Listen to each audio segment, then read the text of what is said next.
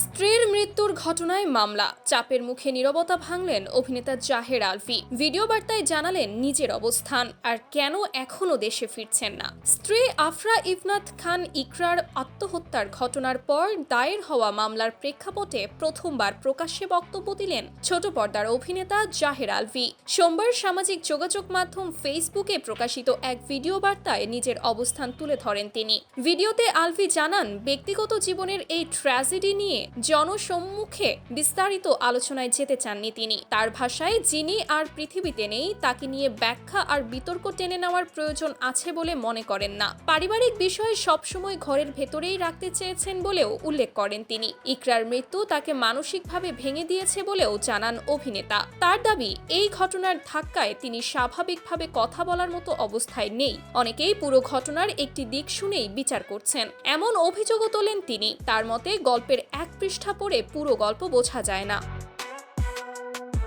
দেশে না ফেরার কারণ ব্যাখ্যা করতে গিয়ে আলভী বলেন, নিরাপত্তা নিয়ে তিনি শঙ্কিত।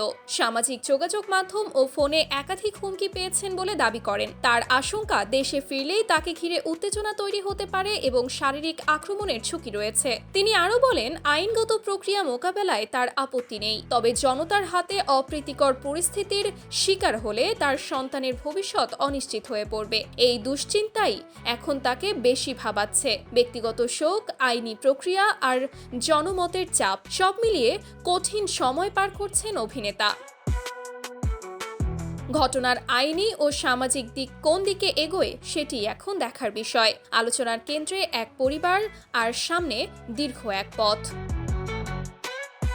Sumaiya Snigdha, news desk, daily our Bangladesh.